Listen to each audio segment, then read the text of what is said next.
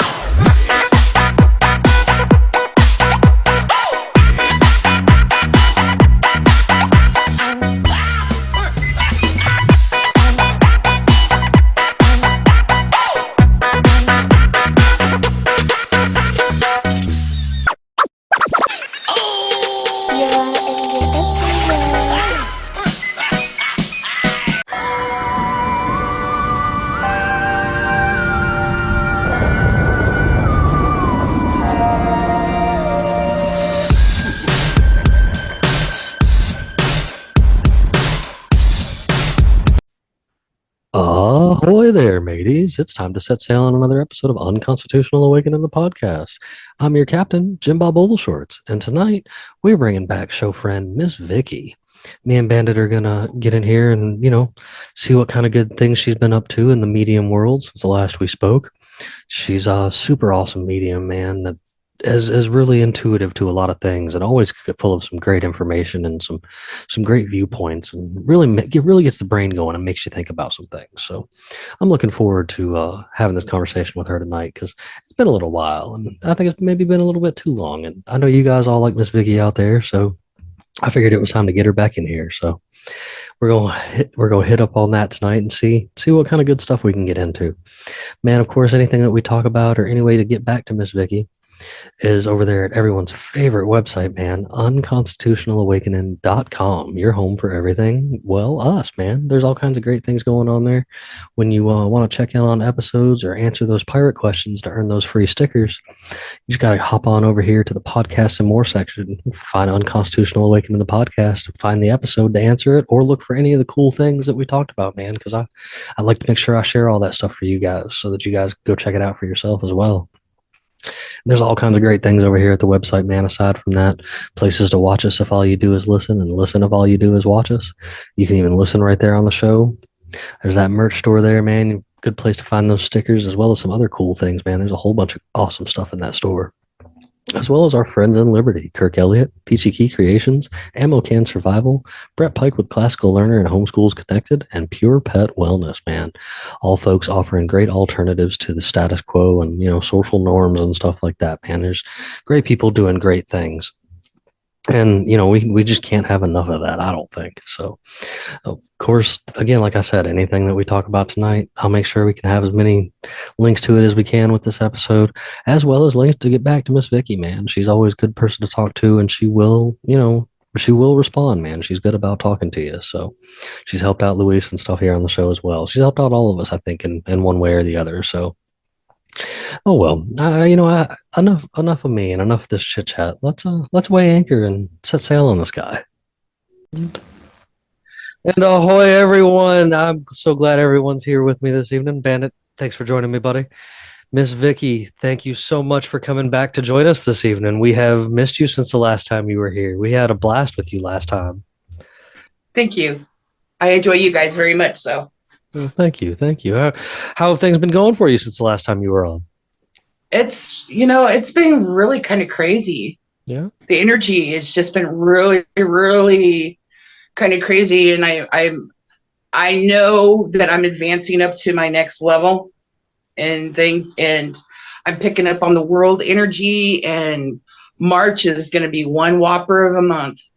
It's been a wild 2023 already to begin with. I mean, we can't go a day without our group chat blowing up about something. Like there's always something good to talk about. I feel like 2023 is like, do you remember the ending scene, the end part of the first Ghostbusters, when that EPA dude went into the basement and shut off the containment unit and released all of the captured ghosts and spirits and everything at the end of Ghostbusters, and they were all just running crazy through the city. Yeah. I feel like 2020 that is 2023 in a nutshell right now. Well, I mean, to that, think about the popularity over the past, I'm going to say 5 or so years in what is called a dybbuk box. And I'm sure you're familiar with those, Miss Vicki. You know, a trapped spirit inside of something. You know, it can be a box, it can be a bottle, it can be a lamp, it can be something. And there was such a rush in popularity of them that I've seen them all over the internet, and fools opening these things. And maybe some of them were gimmicky, sure, but I've seen a couple that you just you get a feeling like that. Yeah, you don't mess with something like that. And why would you do something like that? And they're always finding some kind of buried something out there in a tomb somewhere that they don't need to be releasing. I mean, there's reasons why they put these warnings on these things, Mm-hmm. Mm-hmm. Well, yeah, and you can feel the energy, because it radiates energy when those things are closed too. You can tell if it's going to be bad or if it's going to, you don't want to mess with stuff like that. And this is one thing that my guides came to me to mention here on the podcast. They did it at 3:00 in the morning when I would just fall asleep, and it was just like boom. But they wanted me to mention that there is no more playing games. This is not a game, and with the paranormal, things are really, really going to start popping off here. And it's going to be like, you remember the movie Poltergeist and how Poltergeist was? Yeah. It's going to be like vividly. A world exorcism is going to need to be done. I'm serious. Things are going to. Have you not noticed? So, the increase in natural disasters, earthquakes, storms. There was a volcano last week too. Volcano, the newly discovered islands in Japan. I think, and we can all agree that it is connected in one way or another. The paranormal world and Mother Nature. I think it runs in hand. It with one is the other. Well, the Earth is mad. The Earth is mad because the Earth is living. Oh, whether people want to believe it or not, it is a living. We've discussed that before. Miss Vicki, I try to.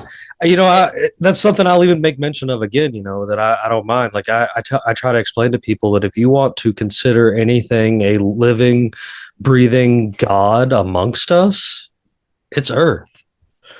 I mean, there's like it. If there's anything that we could, attest to being the bringer and destroyer of life, it's this planet. And yeah, I can agree that she's fully pissed off on top of the poles making shifts and stuff. Like it's Bandit, you say it the best, bud. What is it? Earth will always what now? It's always going to continue spinning around the sun. This rock is going to always continue spinning around the sun, whether we're here or not. I mean, it's not going anywhere. I'm a flat earther. Okay. I'm a flat earther. So we're mixed all in here. I believe we live in a turtle. So but I have to back up and say something here. Okay. All this natural disaster that's going on, it is created by man. Sure. It's all created by man. And the aftermath of it and stuff like that, like it's really upsetting the earth. It's causing it'd be like like somebody slicing into your arm, okay? And you're gonna feel that residual pain after you heal, in your nerves and throughout your body. Some people feel that pain the time that the accident comes about, and stuff. So it enhances more. But the thing is that they want to induce fear because they feed off of it. Yeah. And that is what is also, it belongs in the paranormal too. And it all comes together. Like you said, it does all come together, but man is doing it. And plus, a population that is fearful and panicked, they're easier to control.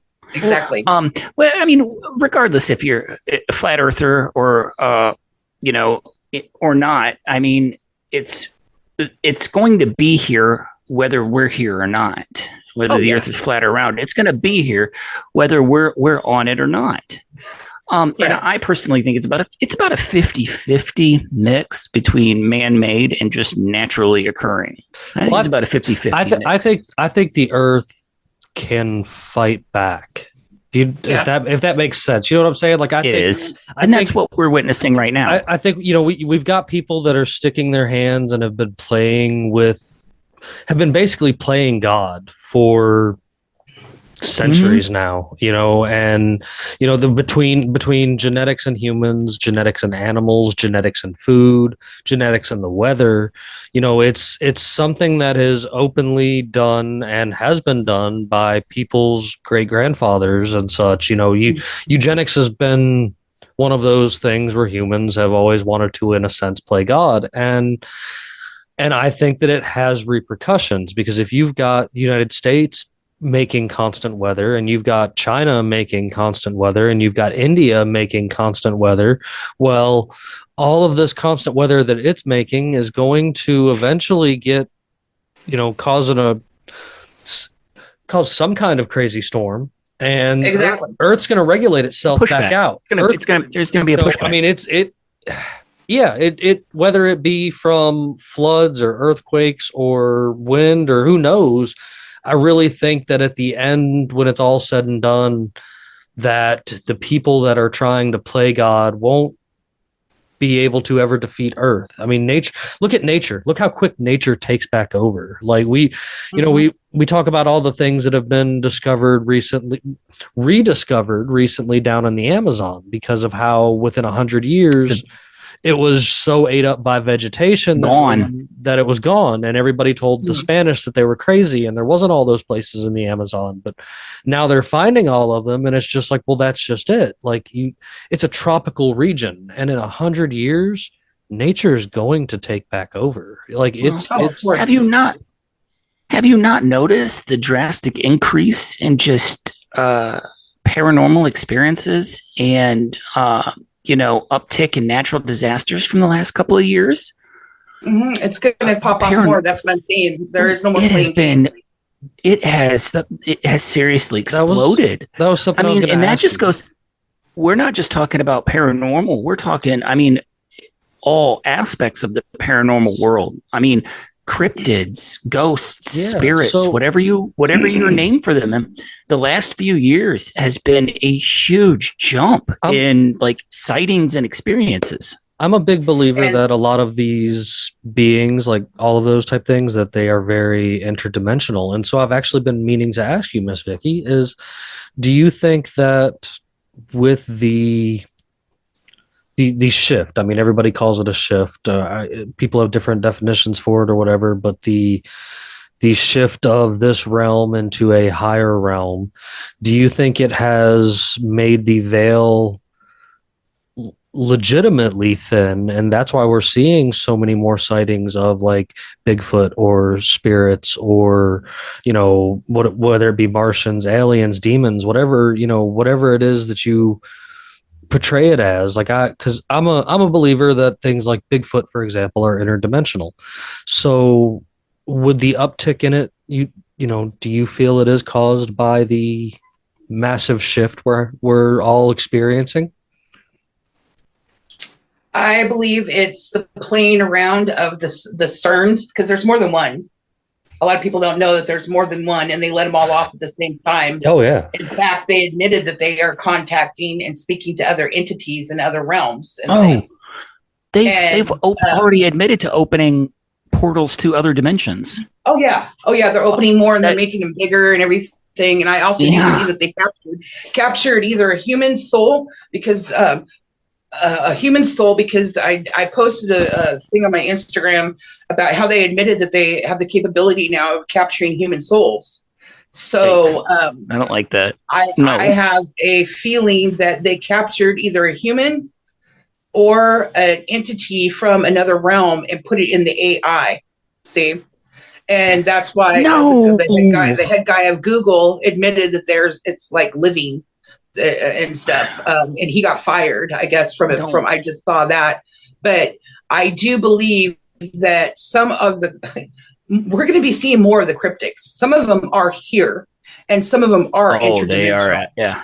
And there are a lot of things that are coming up out of the grounds, and we will be seeing a lot more. And this is another thing I'd like to bring up too, is if you listen to what they talk about, the 15-second or 15-minute cities that they want to build. 15-minute cities. 15-minute cities. Thank you. They're talking about people being in these cities, and there will be large man-made, not man-made, but large flesh-eating creatures outside of the cities. So where are these flesh-eating creatures coming from? Are we going to make the 15-minute cities like the Village, M. Night Shyamalan's Village movie, like where you go outside and there's flesh-eating beings outside that are going to devour you? That's what it sounds like to me. Why would they do this? There's a lot of stuff that's playing off of movies. It's like I brought up the Poltergeist movie, the things you see in Poltergeist. The world is in for a big exorcism, because pretty soon things are going to really start popping off. I do like the sound of that, though. I do like the sound of that, and don't take it as like a twisted reason, but I do have hope for humanity, but at the same time, a vast majority don't deserve this beautiful planet. You know what I mean? However, whatever shape or form you believe this planet exists in, we don't deserve something this nice anymore. I agree people with you, are but cruel. I also believe that we are so caught up in what those that are here have. It's their history. It's not our history, because a lot of the history that they're telling us and that they provided with us through school and now is a lie, and it's the truth is coming out. Okay. So are you thinking that this is a prison planet for us? I do. I do. And I also believe that we are here to make it, the saying, what's above, so below. I believe that we are here to try to make it into the divine and heavenly. You see what I'm saying?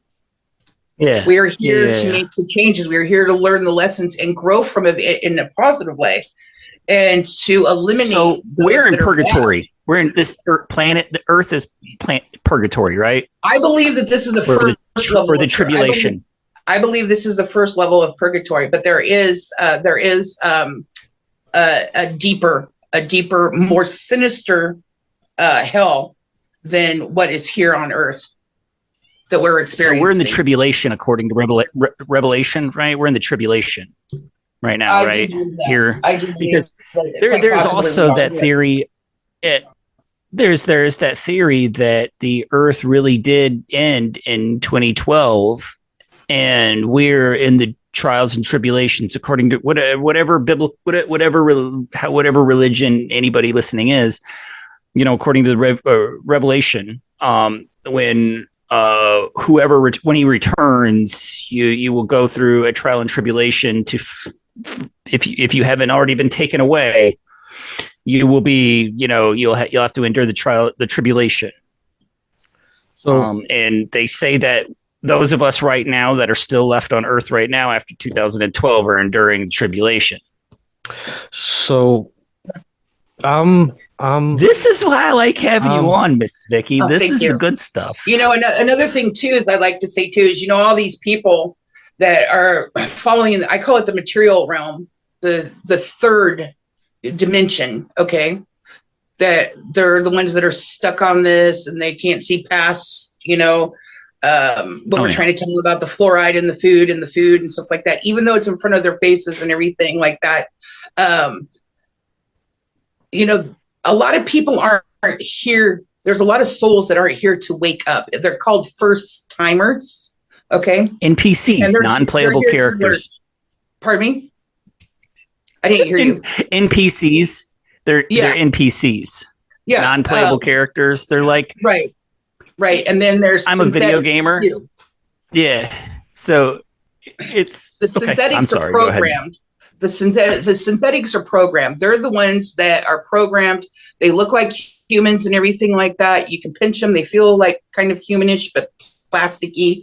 And they're here. They're all dialed in and everything to whatever the AI, the computers, or whatever they're using. Because AI is not new, you guys. None of this stuff that they're bringing out is new. They try to make it sound new, but it is not new. None of our technology doesn't even meet anything that has to do with the Tartarian days. So a funny example I like to point out in this specific situation is everybody is so enamored by the air fryer and how it's just, this great new thing, yada yada yada. And as somebody who has worked in appliances for a long time, I'm like, oh, you just mean a convection oven? And they're like, what? And I'm like, yeah, a convection oven. It came out years and years ago. Yeah.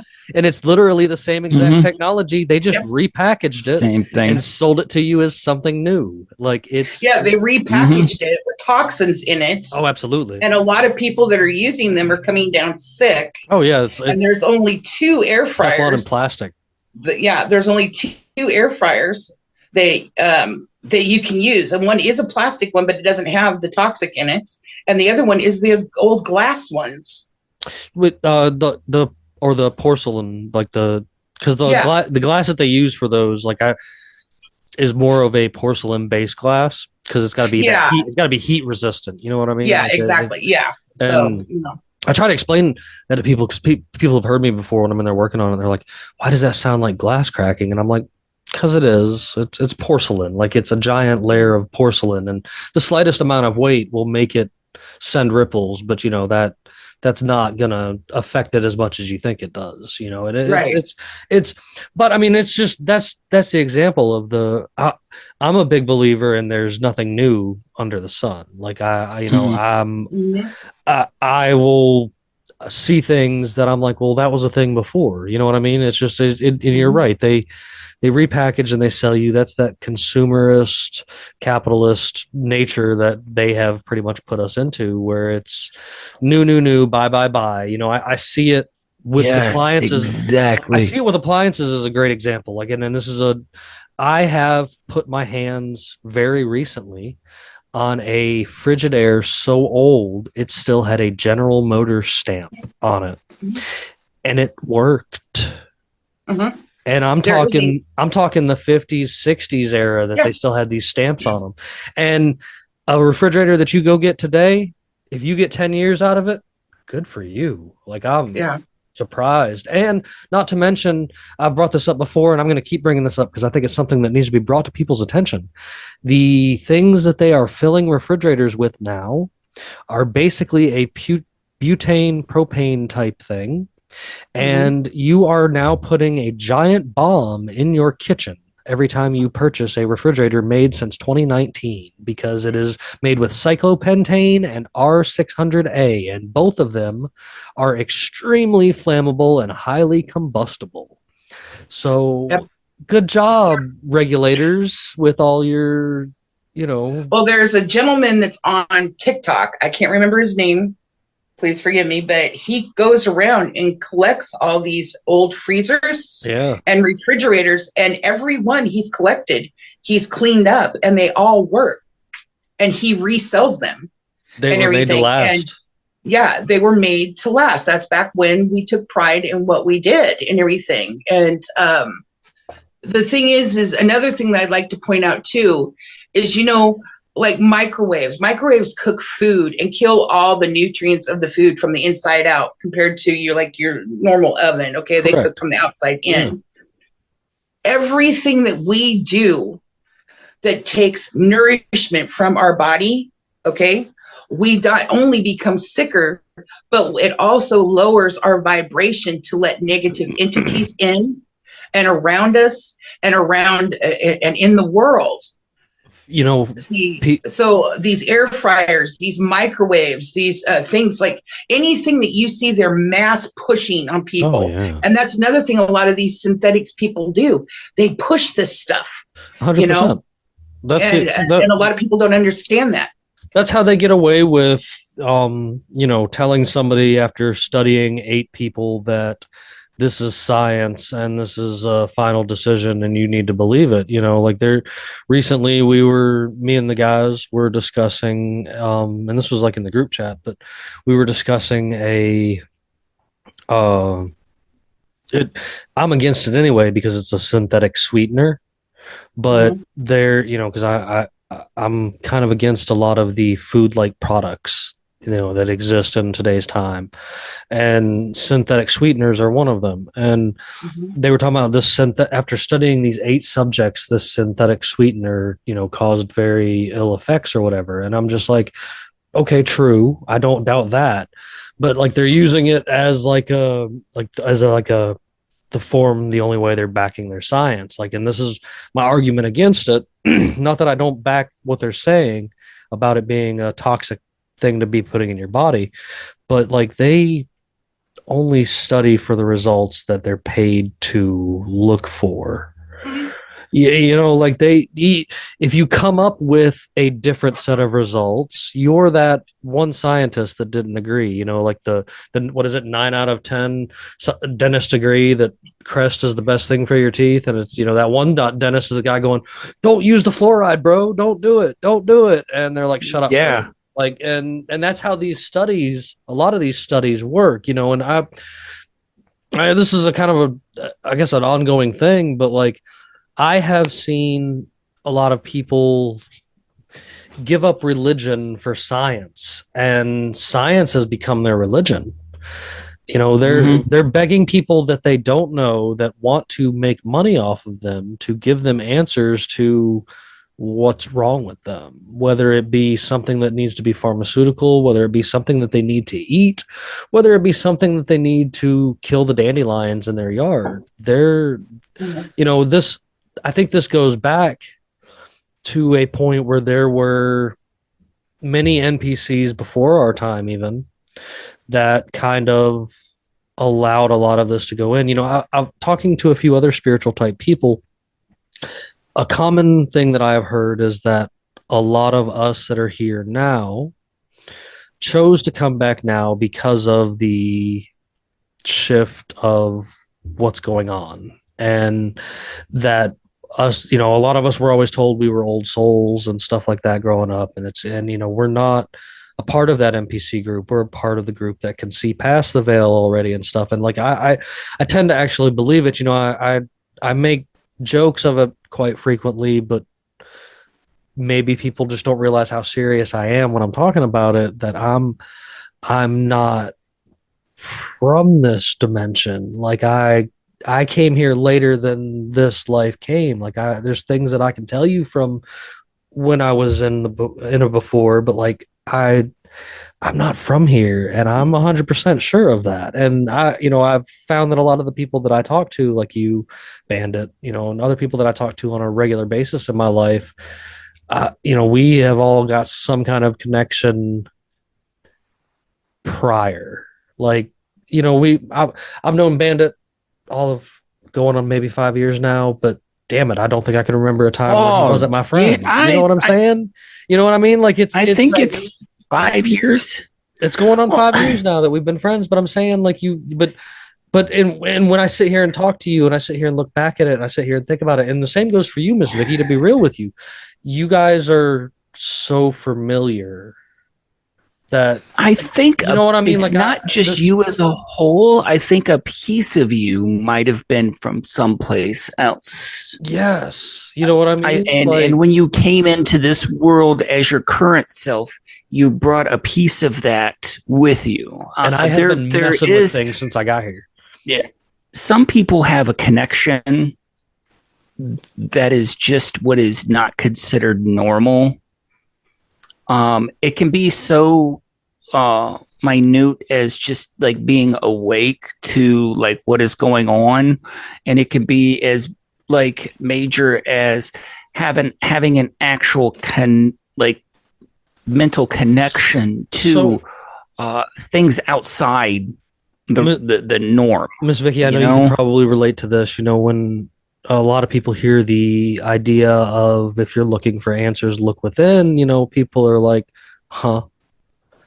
But I'm a firm believer that past incarnations of whoever I am from wherever I came from have access to the ever-growing knowledge that is within. And some people call it the Akashic Records. I don't know what to call it. I don't really agree with the idea of the Akashic Records. There's some of it I do, but some of it I'm a little about. But I can visualize and do things that I've never done in this life, and I just know I know everybody's super impressed over there on Instagram. Even you, Miss Vicki, I've seen you over there with my bread, and I don't know how the fuck I'm doing it. I'm gonna be real with you. I have no idea. I'm just doing it, and it's just one of those things that it's just I swear I've accessed knowledge from the center of the universe that I think all of us. I truly believe all of us. Maybe in another timeline, but bread's not. Maybe in another dimensional timeline, maybe you were a baker. Maybe in another dimensional timeline, mechanic. You were something else. Service I know guy. there's some. I know there's some all weird delivery men. Every last one of us have ever been a delivery man. Every man on the face of this planet has delivered. I have. I was a delivery person for Coca-Cola in this timeline. Well, I'm going to tell you guys something, okay? I literally remember, okay, you talk about people choose to come down here. Not everybody chooses to come down here. Some are picked from God himself, okay? Yeah. And you were talking to a person here that was. I remember waking up in heaven, and I remember being called upon. I remember all the souls floating up. I remember one soul saying, "Hi, Vicki." They already knew my name before I was even born.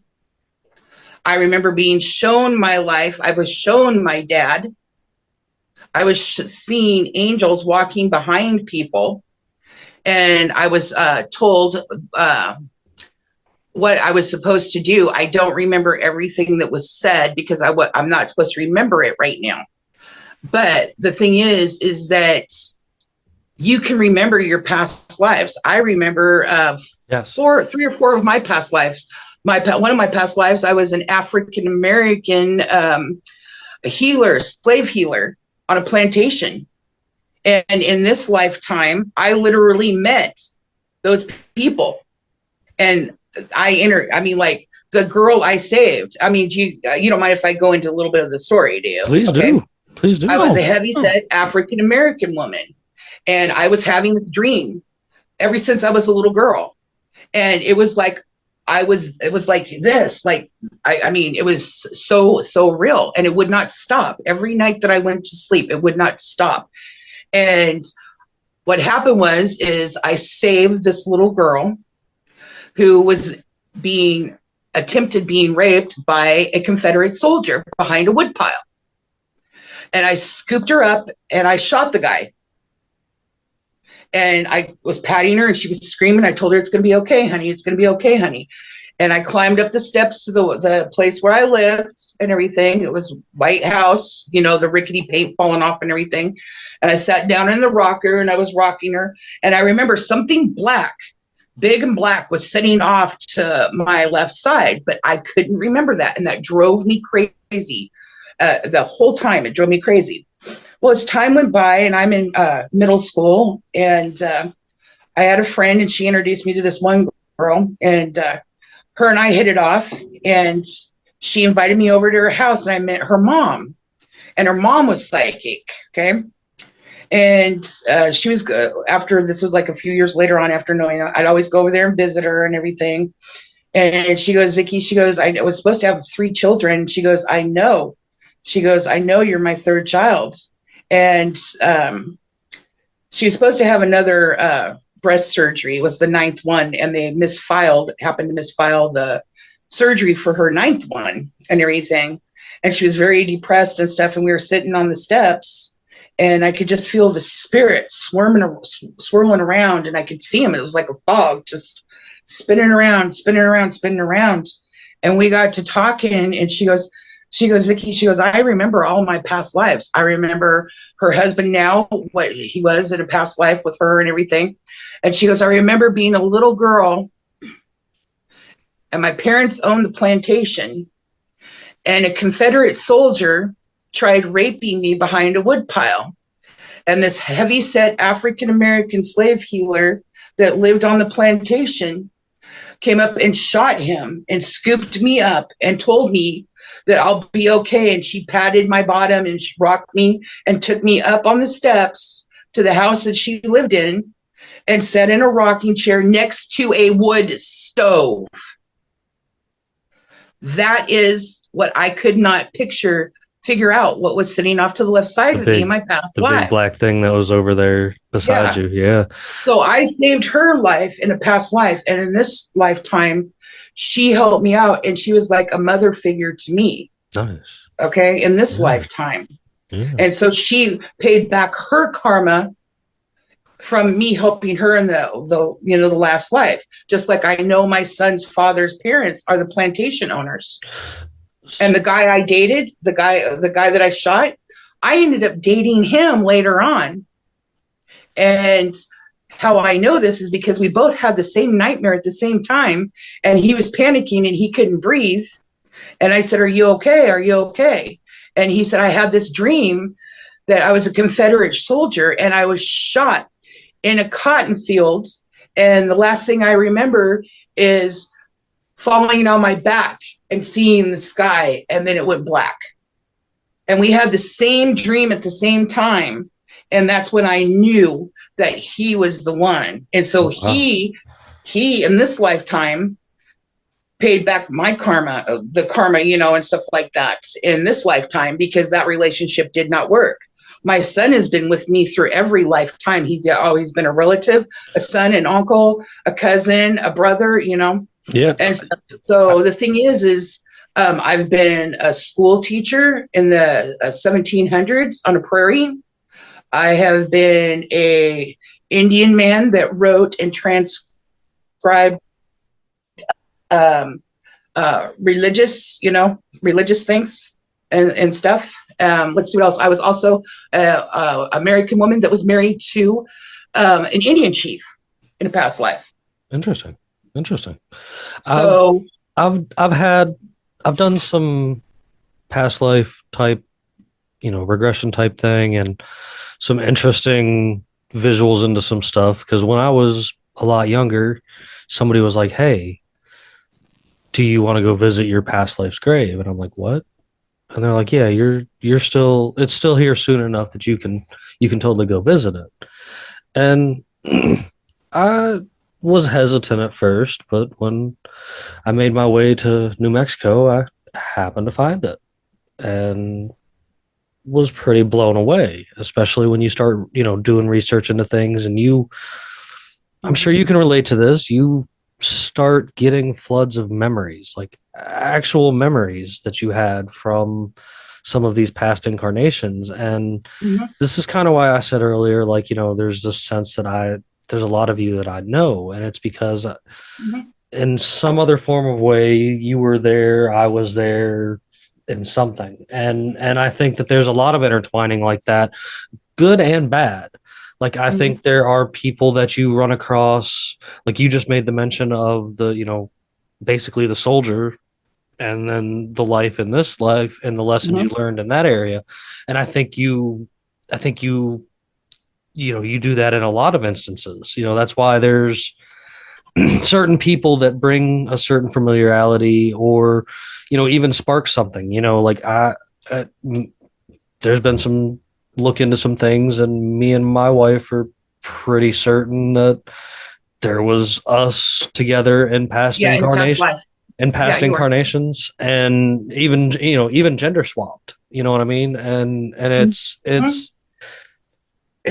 some really interesting stuff when you start getting into it. And that's where I started getting into the belief that I could, access some of these skills. And I've had a few people dig around and try to see what else they could see into me. And I eventually, and maybe you'll be the one to see past it, but eventually, they get to me and they're like, what's protecting you? And I'm like, what do you mean? And I'm like, they're like, well, I've tried to investigate into you a little bit, and I get to a certain point and you have a ridiculous amount of protection around you. And I'm like, well, I'm married to a woods witch. So, that there's part of it there, but yeah, this is nuts, but I had this lady that I would consider my Nothing's nuts. Nothing's nuts. I would consider her my second shaman, because I've had a few people in life that I've looked at in the shaman, I guess, type role. And she told me that my soul is descended of small g, like man gods that walk the earth, people that did great things, the legends of Odin came from somewhere, you know what I'm saying? The legend, he was a person, not an actual omnipotent being or whatever.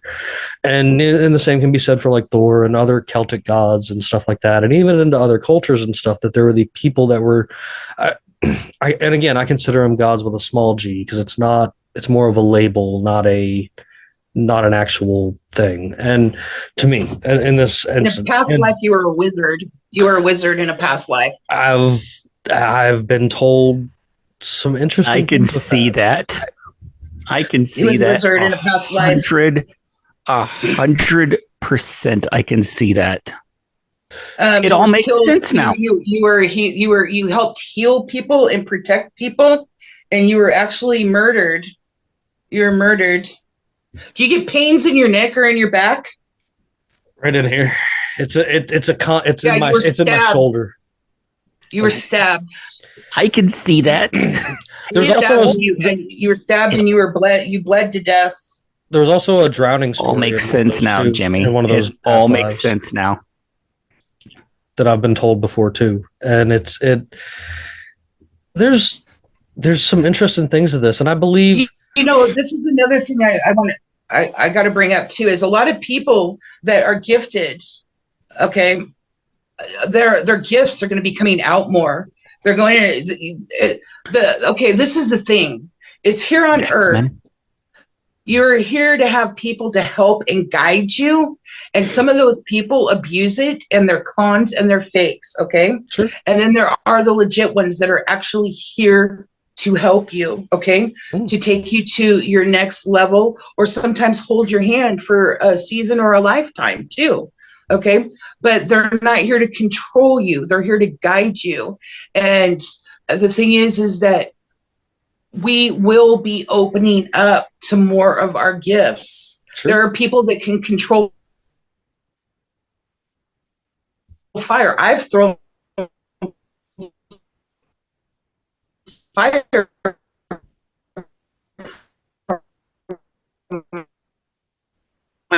palm, and my son still remembers it to this day, and I still remember it. I looked at my hand thinking that my hand was on fire, and it wasn't. And my son was just like, for 2 hours, he couldn't believe it. He was like, did I just see that? Did that really happen? So, and here's the phone. It was a brand new phone. It was one of those that you lay down on something, you could pick it up, you got the dial tone. And I was reaching over. I had it in this hand, my right hand, and I was reaching over to get ready to plug it into the wall. And I was like this far away from the wall. And I had just gotten out. The energy from this relationship was just so intense. And you could feel it. It was like smoke in the air. The energy was so negative and stuff. And I was just, fire came out of my hand. It was like, and it melted it. And I was just like, I dropped it. And you could see my hand print on there. But I had to deal with my son, who was in shock for 2 hours, So that's kind of an interesting thing. I've always been intrigued by, I guess, if you want to get into the nerd comic type realm, like the Last Airbender. Superpowers. Well, the Last Airbender, Avatar, type thing, where people can control different elements. And, I've seen some things with my own eyes that are unexplainable, and that, I will 100% attest to and believing, not so much the fire. I've heard the stories of the fire. I've seen videos of the fire, but I've seen the earth and water be moved, and those, that alone lets me know that, things like that are real. I've felt, like the energy or whatever from somebody. Water is living. Oh yes, everything is living. I felt like with my wife, she's into healers. She is the owner and founder of Peachy Key Creations, one of the sponsors of the show. And, I have felt the physical energy change, when she has your hand on you and stuff like that. And, the power that is behind all of that. And I know this is kind of a little silly and maybe a little off, but like you were talking about the phone, and, everybody jokes that not long after The Matrix was shown to us in the movie form, that we started losing not only payphones, but nobody seems to bring up that we started losing house phones as well. It's not a very common thing anymore for people to have a phone in their house. It's to be real, it's few and far between. I'm in a lot of houses a day, to be real with you, and I do see it. They're all generally older folks, but like it seems to not be a thing anymore, and it makes me wonder. That is way too much of a coincidence. Was there some truth? Was there some truth to that? Like, do you? That's way too much of a coincidence. I noticed that you can pick up more. Did you? Okay, because I've had so many experiences with this, but did you know? Okay, let's back up here. Did you notice when cell phones very first came out, they were really expensive and very rare to get? They were the old brick ones in the 80s. Yeah. Oh, the bag phones, yeah. Yeah, okay. And then all of a sudden they came out with I think it was the Nokia, and they were like pretty cheap and stuff like that. Candy bar. And then all of a sudden house phones got to be really expensive, and they went back to where if you lived 2 blocks over, it would be considered long distance and stuff. And I noticed that I think the reason why that they got they jacked the prices up of house phones and stuff and made it cheaper for cell phones is because you could pick up a lot of paranormal communication through house phones. Yes. I remember talking. Oh, no. Especially the cordless house phones and old box TVs. That were not. Yeah. You had to have a cordless house phone, and it could not be connected to an actual phone line. It had to be disconnected from a phone line. I know exactly what you're talking about because I had an experience with a house phone when it wasn't connected to a line or anything. And I was living in I was still living in Northern Illinois when I was a kid.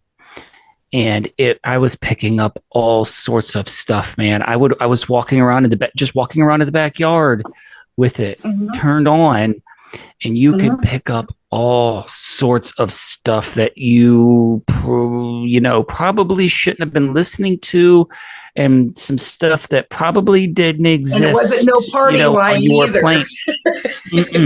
No, it wasn't no party line because they did away with those, quite fast. Well, you got the old phones were good at these signal pickups, and then the baby monitors. The classic baby monitors, classic radios, classic AM FM radios, and had to be the multi-band. Yep. And then the big, huge. You got to click them. TV, console TVs, freaking console TV that had that static screen that no matter what, you always had a channel. This type of TV Jimmy has as his background, as his picture border. That is the type of TV we're talking about. And exactly. All of these old items were some of the best paranormal and Polaroid cameras. These were some of like the best paranormal visual things. There was a time where I was one of those guys who ran out and did the paranormal investigating type thing. We would go check out haunted places and stuff like that. And it is amazing to see how this classic equipment, just stuff we all grew up with in our houses, to be honest, is the best stuff for picking all of this up. And have you not noticed? Fancy let's stuff take they try a to comparison. Have you not noticed the comparison between what is now digital photography compared to like your 35 millimeter film and Polaroids? The amount of like paranormal activity and pictures just that have been lost. Well, not just with that. The new digital photography, because they will filter that stuff out. I've made mention of old school Polaroids and 35 millimeter film did not filter that out. You captured what was there. So hold on. I got one thing. There is a picture that is probably one of the most convincing photos of capturing something not of this world. It happened in a hospital, and it was captured by, I don't remember. I think it was an old school security camera, and it captured a being standing over a person that had just died. And it is still one of those few photos that has not been, anytime anything like that comes out, they'll automatically, like, people will jump on that and go, oh, I've debunked that. I've disproven that. I've shown how that can be manipulated.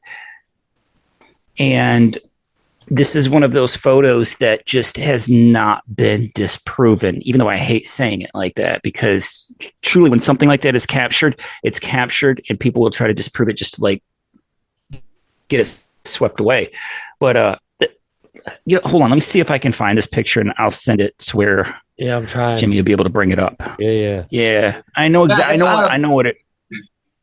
If I had a choice to go back to the old Polaroid, I would. The old TVs, I would. In a heartbeat. Everything is, they want everything connected up to AI. They want to be able to control you. They already are. When I've gotten on TikTok,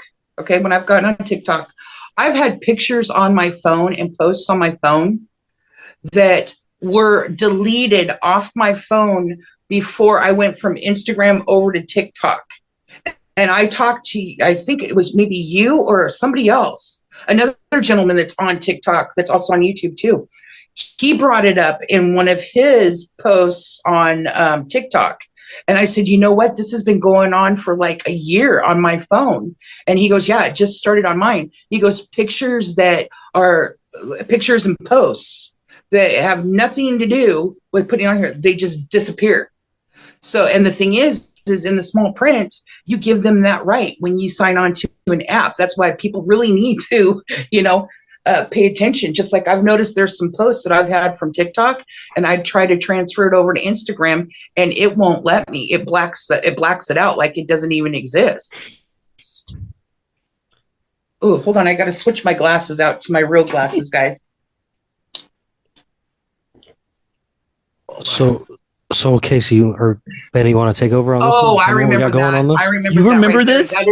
I remember that. That is actually a demon standing over the person's body. I remember that. Oh. I remember that. I wish I could zoom in on my phone further to see it. It's one of those. Yeah, I remember that one. That was actually a demon that was standing over the person's body. Yeah. They had just died. Yep. Wow. Yep. And hey, let's talk about something more recently that's been captured. Let's talk about the most recent video that is circulating TikTok of a giant on the ridgeline / mountain that was captured on video. And the man is dead. That took that video. He's dead. Yeah. So they killed him. So there was, in fact, the last video that he did, you could tell by his body language that somebody was off to the side. You could watch his eyes, watch his head, watch his hand gestures and stuff like that. In the last video he posted, he was being watched, and then all of a sudden they killed him. I do have a good link that has a lot of these videos attached to it, and there was 2 last videos. So his last video was the one that you're speaking of, where he's like paranoid, and he looks like he's like reading from a script. and there's somebody there in the room with him. Very, very Isaac Cappy like, if you ask me, towards his last video. Very what? What'd you say? He's looking off to the left side. I mean, everybody's seen that video of Isaac Cappy, that one that he made before he got, vanished. But oh, we know who killed Cappy. It was TH. TH killed him. Facts.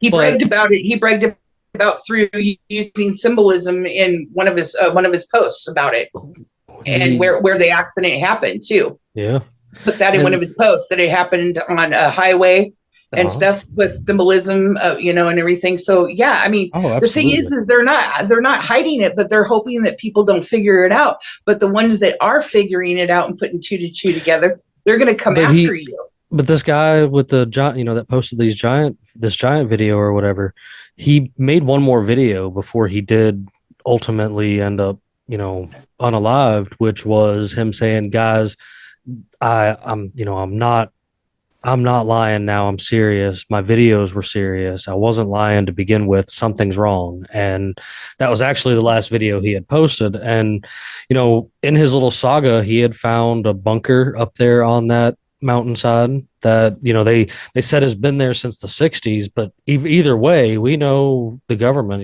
just because we know something's there doesn't mean that they're still not doing something on the inside. And it's,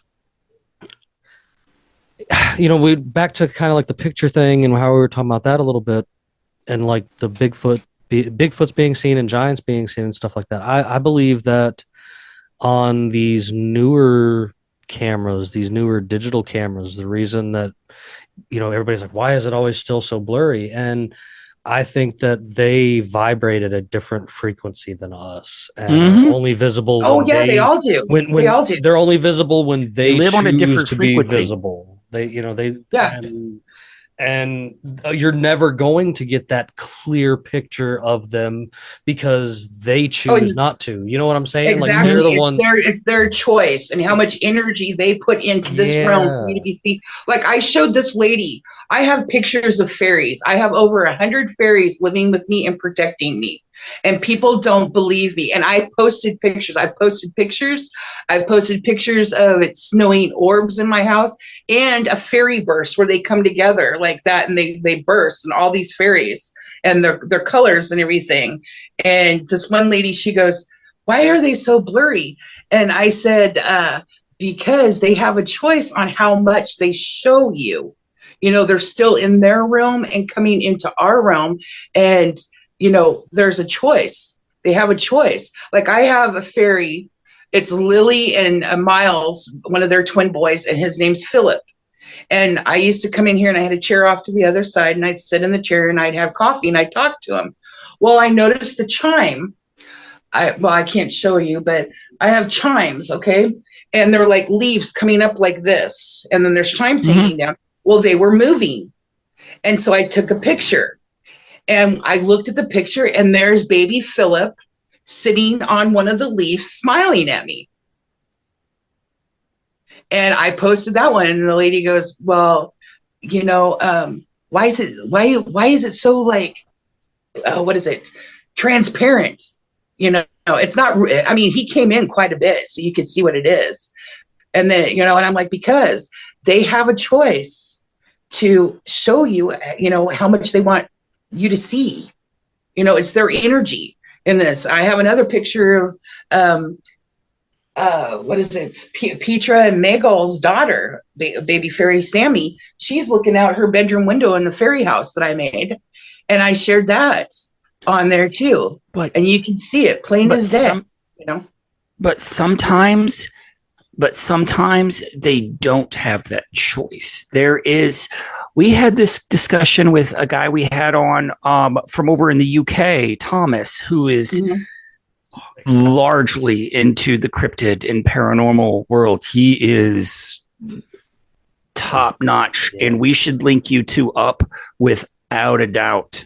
I love meeting. But he stated and made a very good point that sometimes there are places here on this planet that have experienced such a traumatic event that it has torn the very fabric of, the dimensions, time, whatever. And It ripped sometimes, it ripped it because the event was so traumatizing that people can view each other through through the plane. They can see each other, and that's probably like you always see it like and they'll put it pretty good in the movies. Like sometimes you'll see what they say are ghosts. The ghosts and the people see each other for the first time, and they're both kind of spooked. You know, a good one I like to use is that there is a Civil War battlefield that is near where I live, and it is one of the bloodiest, most horrendous battles that took place in the Civil War in this area, and it is so haunted. People will see and hear stuff all of the time, like vivid shapes. And that is one of those things that's like, it's such a traumatizing event in history and time that it tears the very fabric, and they have no choice. There's no choice in that matter. Yeah, it's traumatizing, but also it's a very strong residual energy of pain and suffering and torture and things that also they still believe that they're in that lifetime. They don't understand us. They don't know. They don't know. Kind of stuck there. I think we talked about this once they're before. stuck. Yeah, they don't know. We did. It was the last time you were here. Yeah, and they need help crossing over, but it's their choice. You cannot force a spirit to cross over if they don't want to. True. And then if it's a demon, you got to battle it. There's a battle because we talked about that before. They ultimately want to hurt you, and they want to take over your body. They want, and just it's just crazy. So I got a spirit walking around my office, so I'm kind of like looking back and forth. They're just pacing back and forth here. What is a common myth about this kind of stuff or whatever, like a common myth you see pass around that you would like to see stop being passed around? You know what I'm saying? Like on the subject as a whole, you know what I mean? Like there's things out there that are real, there's things out there that are fake, and then occasionally things get mixed in there. If I'm making any sense, I know I'm. No, I understand what you're saying. I'd have to hear one first to let you know. Because I don't linger on those things. I got you. When I come across them, I confront them. Sure. And things. I mean, not in a mean way, in a diplomatic way. And I put out my knowledge information when it comes to that. I know for a fact giants are real, fairies are real, and people turn around and make it harder than what it should be to communicate. Like I was talking with this one woman, and she said she took a class where how to communicate and connect with fairies. And I'm like, you don't need to take a class on how to communicate and connect with fairies. You have to believe and be genuine from your heart and your soul. Sure. They can tell when somebody is genuine or not. Sure. And then they will gradually be shown, I will say in my experience, fairies can also be mighty tricky. Like you do have to watch they're just, you want to know what, they're just like humans. They just look different. They don't look like what Disney presents them to be. Okay. They look different. Some have tails. Some of them have elongated necks and bigger features, noses, and, and things like that. And there's different kinds, like Shinog. Shinog came from a land that we don't even really know about. It hasn't really been talked about. And it goes back to, the maps where the flat earth maps where it shows land out there and everything. Mm-hmm. But all of a sudden, China and Japan have discovered 7,000 more islands. Sweetie, those were already there. They were covering them up. Okay. Well, Shinog is a shaman fairy that came from one of these lands that I can't even pronunciate the name of it. Okay. So, and the fairies are all over the world. And one thing is people are making things so hard. And the more a person is caught up in the material realm,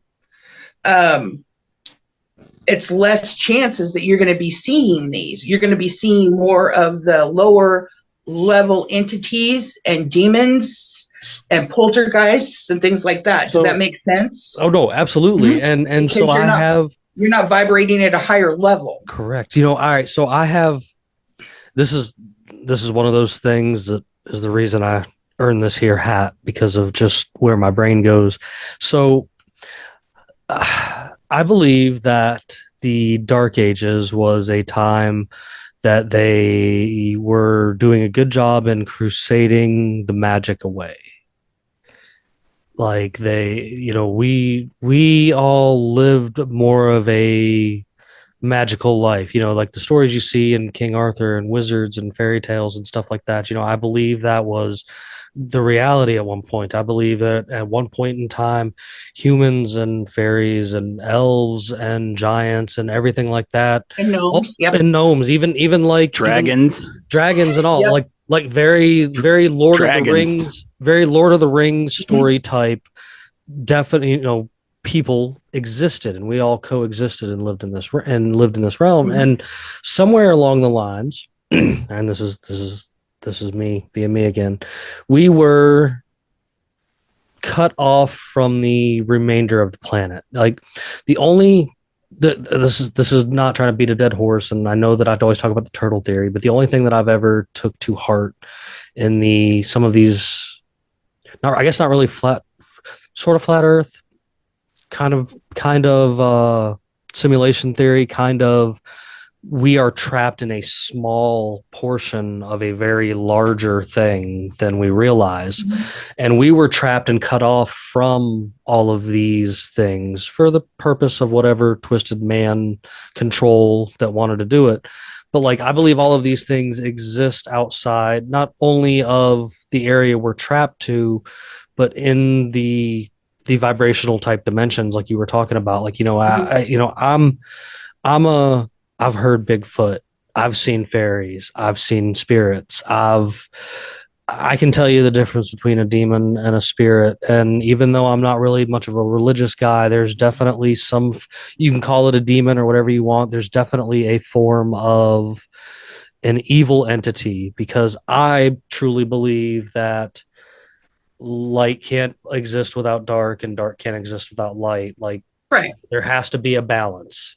And currently, sure, things look kind of bleak, and the dark side seems to have the higher stakes of the balance. But this goes back to some of the earth things we were talking about, and just our reality in a whole. The light can't be completely put out, and the light can always be brought back to be the stronger, against the dark and stuff like that. And sure, we're in a dark time now, but I think the old souls that are here, the people like you and I, and the other people that I meet in this journey that are totally on the same exact path, trying to do the same thing, just in their own sense, are trying to make sure that we don't have a continued repeated cycle. Yeah. A lot of girls talk about breaking generational curses, and I think that a lot of us are breaking like a centuries plus long, centennial type curses, mm-hmm. because we've been prisoned up in this part of the planet and cut off from the rest of all this, cut off. Way more. Oh, this is this has happened a few times. Yes, like peak and then collapse, but they can't. And then ups and this has happened multiple times. This is the light and dark thing that I'm saying, though, is like, mm-hmm. evil can ever completely snuff the light out, and I don't think that the light can actually ever make every shadow go away, but it sure can shine bright enough to make the shadows less. So what you're saying is like, you keep, Miss Vicki, you bring up that more things will, come into view, more what people will view as superpowers, supernatural occurrences and stuff like that. So, and how everybody always brings up that, there's a civil war coming, there's a revolution coming, and yes, there will be. I think that, like what you're saying is it's probably going to come into play with, like, a what everybody thinks of as a battle of good and evil. Sure. It will be spiritual warfare, and it will be very intense, but also there's going to be physical warfare too. Okay. I'm going to go. Who do you think put up that wall of the ice and everything like that? It was the reptilians that did it. Okay. Because they're trying to get us to mine their gold. Yeah. People are saying, well, reptilians are nice and da da da da da.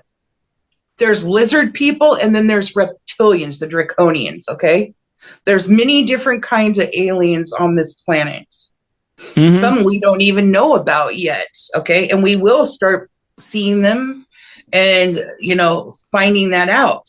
There's so much that's going to be exposed. People don't understand that. People are going to start getting their powers, including myself, more so. There are people that are sent here to be warriors, to battle the evil.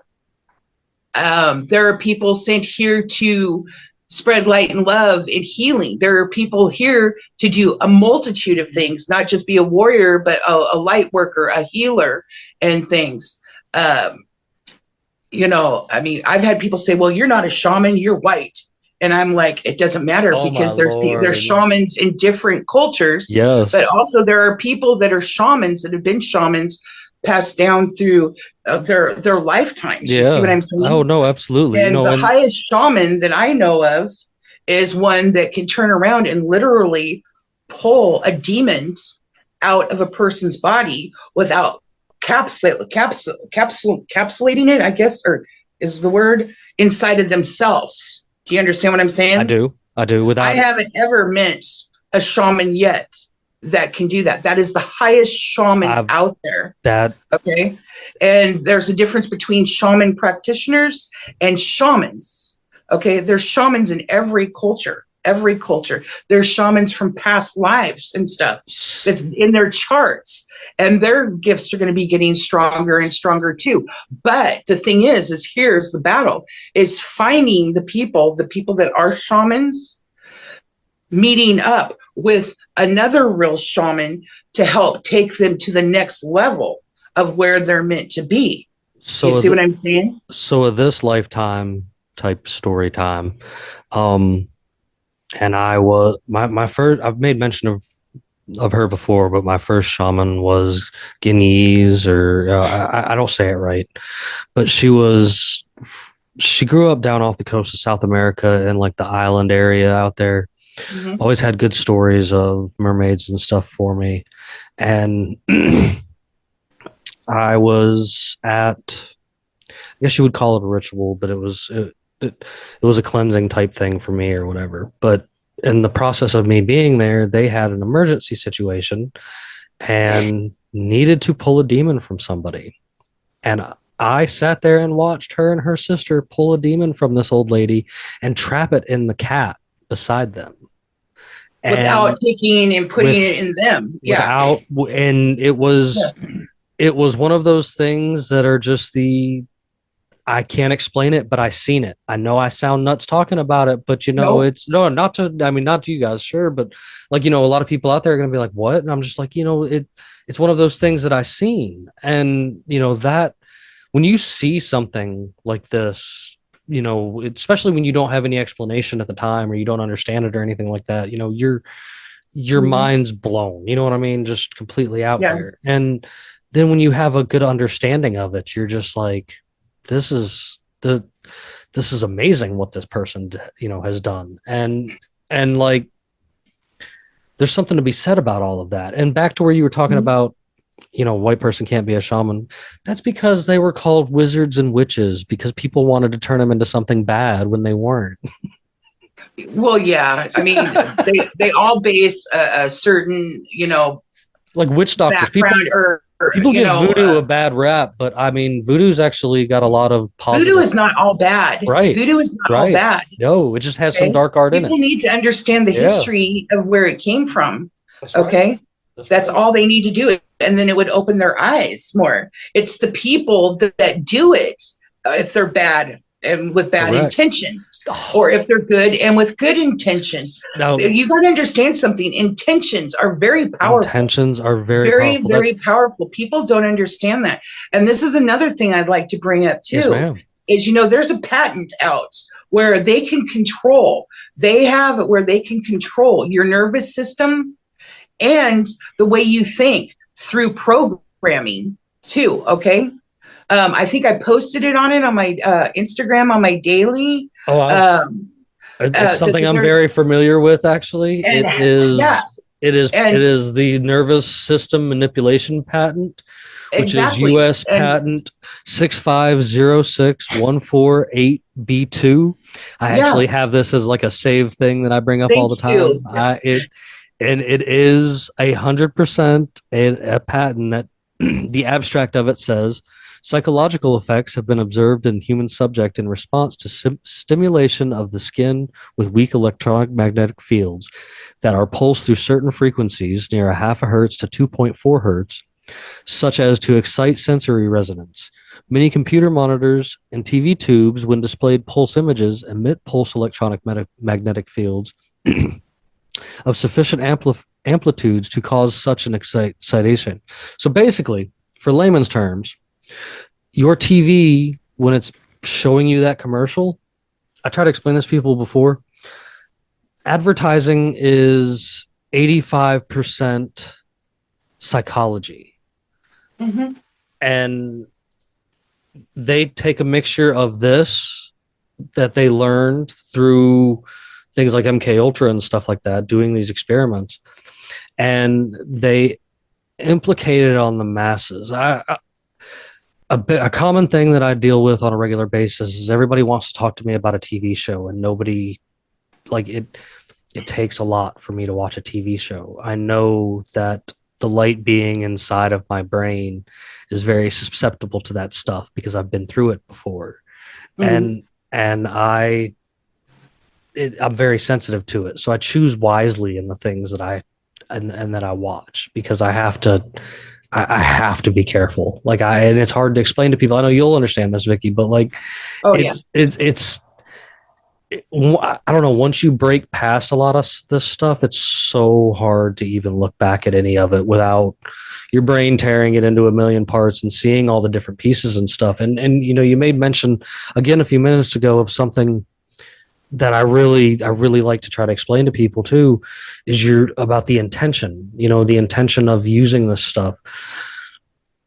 You know, a cult doesn't mean bad. A cult means hidden. And a lot of these people that use these occult things they use a lot of the same things that, you know, yourself, my wife, other healers that I've seen, shamans that I've met, they use a lot of the same methods as well. And people are like, well, that's witchcraft. And I'm like, no, it's not. It's the same thing that they're doing, but the intent is in a positive manner. You're using it for positive, you know, vibration and stuff, where these other folks practice that law of inversion that I like to bring up from my favorite group of people, the Frankists. And, you know, they do things with an intent of personal gain and not caring about, you know, the rest of everyone else. But again, eventually karma has to catch up to this, you know, the light, the dark, dark. Again, I just can't reiterate enough. Dark doesn't stay dark forever. That sun's always going to come up. Like as long as you're alive, as long as I'm alive, as long as my kids are alive, I'm pretty positive that sun is going to be coming up. Yeah, and you want to know, there are some things you can repair your karma. Okay, there's some things you can repair your karma on, and then there's some things you can't. You need to go through it, and it doesn't mean you're going to get the karma the way you dished it out. Sure. It could be something totally devastating. Sure. Okay, and it could be something. I mean, it just depends. But there are certain things that you could turn around and repair your karma. And you know, sometimes you have to be the hand of karma too. Like I don't like to talk about this very much, but I have been, I have seen karma in action, like with a vengeance, like with a righteous vengeance. I will spare the details, but Jimmy knows what I'm talking about. Um, it will come around. I mean, that saying has been around. I mean, and there's a reason for that. What goes around comes around. There's a reason for that. And there's you got to understand something too, that you can get your karma through a next lifetime too. Mm-hmm. Sure. And people don't understand that. So it doesn't, people get well, I hope this person da. Well, you want to know what? That's nothing to mess around with. On yourself, like God, the universe, higher power, deal with it. You made mention of and it's nothing to joke around with. No. That's nothing to mess around with, because in this life or the next, like you said, it will come back to you. And some things will happen in your lifetime that were, devastating to you, but it was kind of a karma lesson you might have had to learn from a past life yourself, or just something in general. And then there's also things, there are things that maybe each of us can look back on and be like, damn, I feel like I was the bad guy in that story. Or, somebody can tell a story and you're the bad guy in their story. But the truth about it is that the way that the karma works is that, maybe you were that lesson to that person. Maybe you weren't the bad guy. You know what I'm saying? They've turned it into bad guy to make themselves feel self-righteous, but like it really what it is a lesson for them. To the other person to teach them a lesson is what it is. Yeah, that's what I'm trying to say. That's what it is. Thank you. You can be a mirror to another person to teach them a lesson. And so it's not necessarily karma. Yeah. Have you ever heard there's people out there that are clowns? They're considered clowns in certain Native American cultures. They go around showing people, I think is what it is, their selves. You know what I mean? Okay, I think I know what you're talking about. I think that, I can't remember all of it. Excuse me, but so we have every right to protect ourselves. Okay, people need to understand that we have every right to protect ourselves, and a lot of people look at that as being bad, and it's not bad. You were speaking on the Heyoka, right? I believe I can't see that. I'm sorry. No, it's Heyoka, and they're out of. It's a kind of sacred clown in the culture of the Sioux, Lakota, Dakota people of the Great Plains of North America, and he's a jester or satirist who speaks and moves and reacts in opposite fashion to the people around them, only having visions of the thunder beings of the West, and a name that I can't say, and who are recognized as such by the community, can take on the ceremonial role. It's it's like a social role. Like I see where it's talking about. Of course, I'll share a link with this too. But I see what you're saying, and then how it that makes sense. Like the going around and showing the satirical side of this stuff. And well, the thing is people think there's judgment and then there's discernment, and people are like, no, they're both the same. No, they're not. Judgment is judging somebody before you give them a chance. Discernment is listening to your guides and your and your higher self running through your body saying, no, get away from this person. Yep. And it's okay. It's okay. You're given that connection to your higher self to you to protect yourself. Good. Gut instinct is one of those things I always like to reiterate to folks. Always trust that. Always trust that thing, because that's some of that connection to the divine hitting you in a different place. And like when you get that I've had some mischievous chimes in my past, as a child and stuff like that. And people always were like, well, how did you get out of there? I was like, because your gut tells you when it's time for you to get out of the situation. So you're not in trouble. Exactly. You can also feel an energy shift too. Some people feel the energy shift where it goes from like, really to like, it drops and it Oh, drops fast. And yeah. it's like, get out now because trouble's coming. And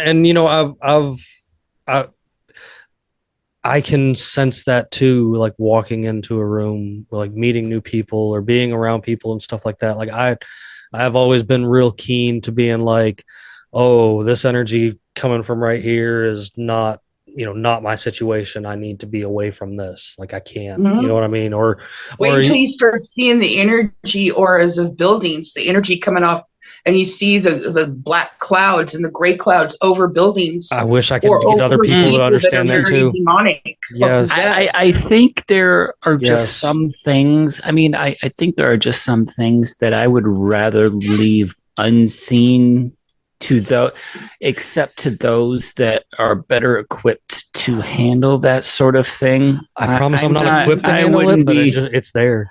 I wouldn't be very well equipped to like handle having to like, because I can't imagine like if you, I don't want to say curses can be both good and bad. I guess there can be pros and cons. Sure.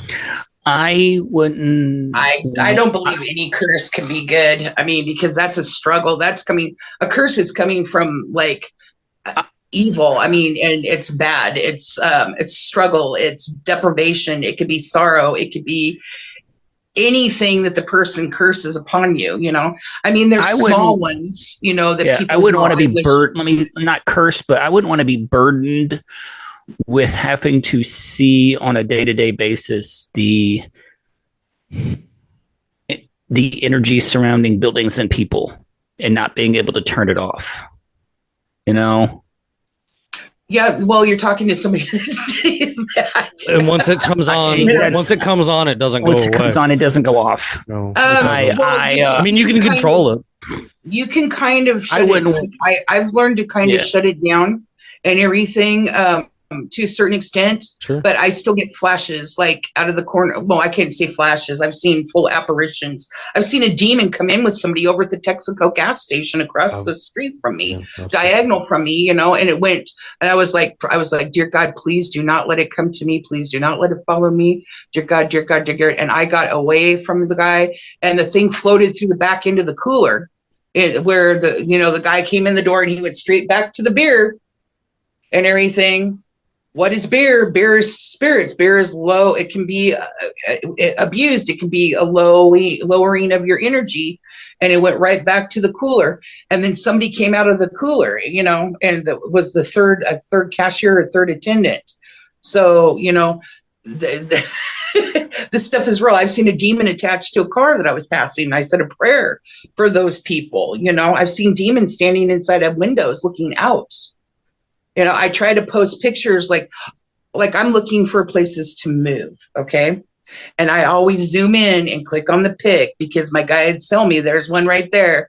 And I can see spirits. I can see the demons. And I zoom in and I try to circle it and educate the people on my Instagram of what to look for, and things like, for instance, in a normal building, with the natural light and the windows opened up, there should be some form of bright light coming through that window, right? It shouldn't be all black.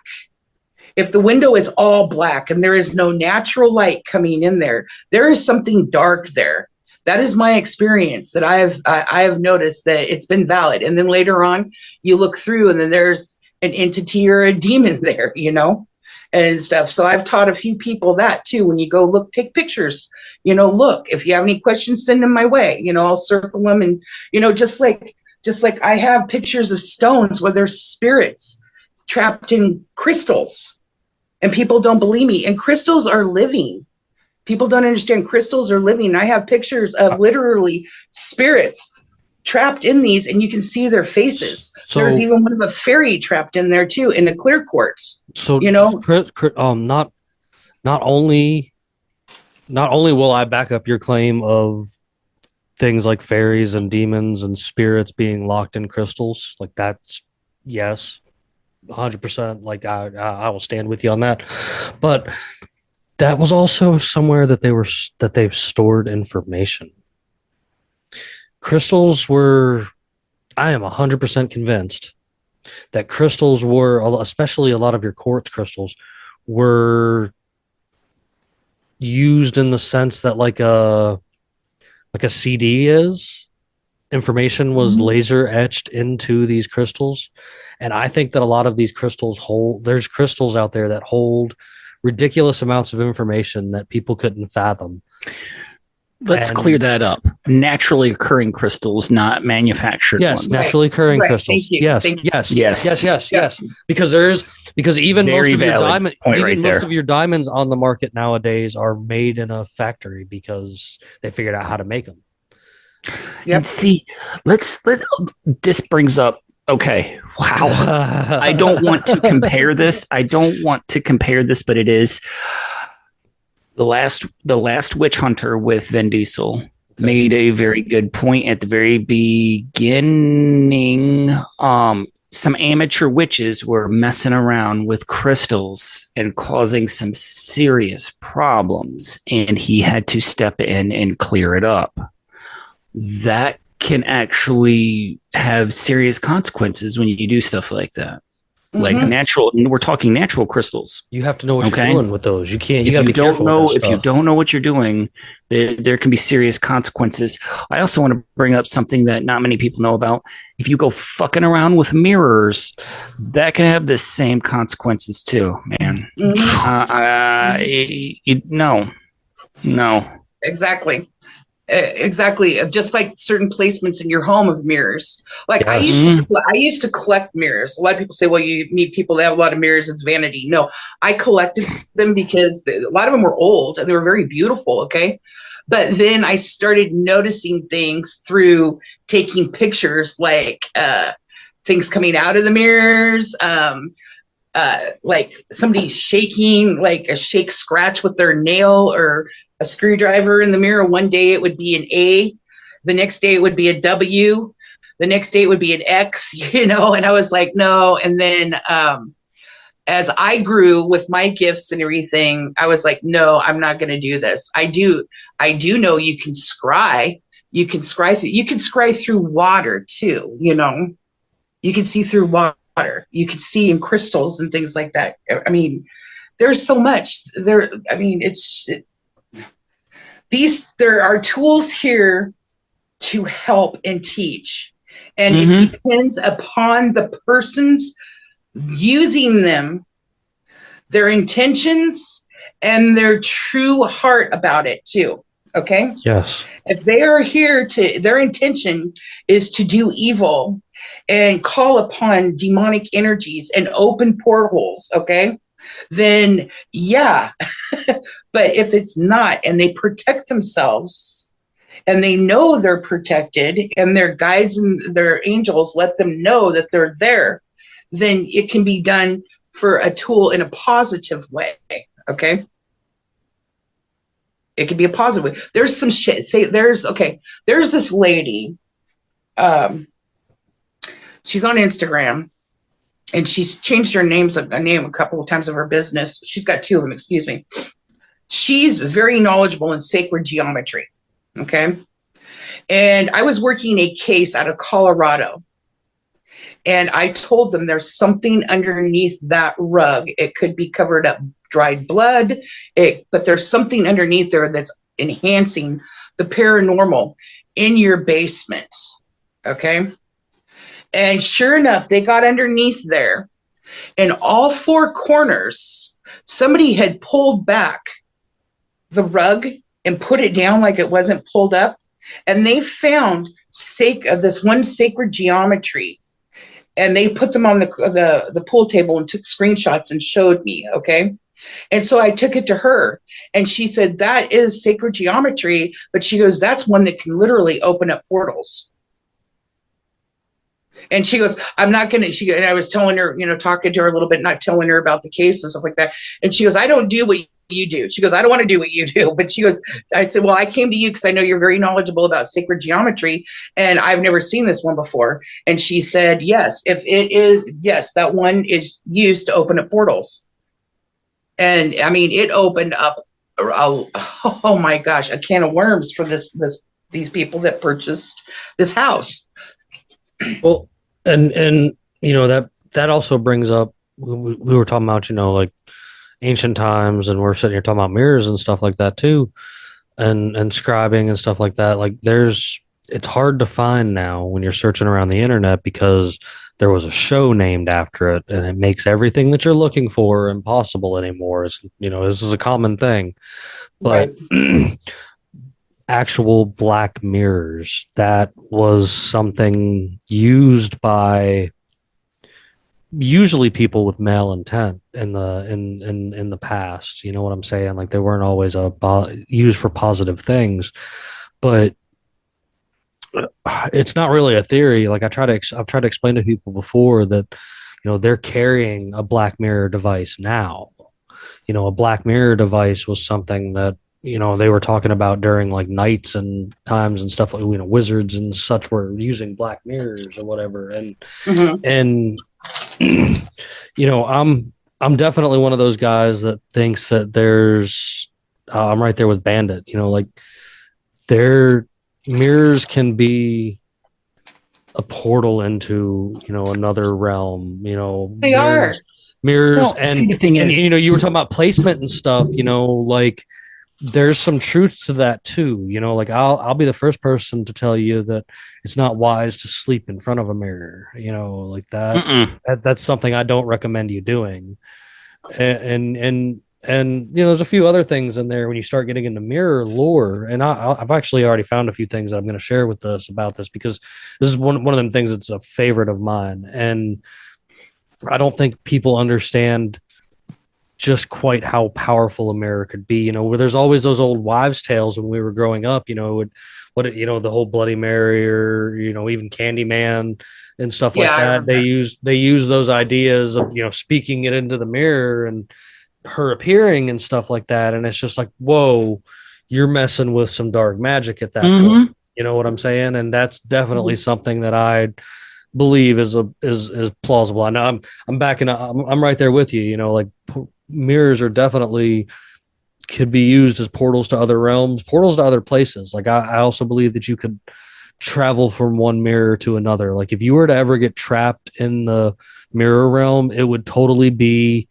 that thing that everybody talks about on the internet, the back rooms. Like that's your mirror realm. That's your mirror realm, man. There's some stuff there. Like Have you seen that video on TikTok where the girl is standing next to a mirror and and her she's face looking at us, moves without her then moving. her eyes move one way and her face just stays the same. She actually moved the other. Yeah. Yeah. That stuff does happen. That stuff does happen. You know what? I moved into the place I'm at, and I forgot I didn't pay attention to the closet doors in my bedroom. They are mirrored. That's where one of the portholes is in here. Okay. You know what? The first thing I did is I covered that thing up with a white sheet. Yep. I duct taped it on the back side of it, and I covered up both of them with a white sheet because I felt I was being watched, and I was. And what's funny is I talked to this other lady. She went by Cherokee Rain on TikTok, and man, talk about a quinky dink, she, her and I were talking, video talking, and she goes, "Show me where the portal is." And I did. And she goes, "Oh my gosh." She goes, "It looks outside." She goes, "I see outside. I see trees." And I'm like, "No." I said, "All I see is my clothes." She goes, "No, I see trees. You definitely have a portal there." And I know I do. That every time they try to come through, or they do come through, well, the gatekeeper Shamira, they lets them through and everything. It bangs. It literally bangs. What were you going to say a minute ago, Bandit? We're talking about a lot of things that I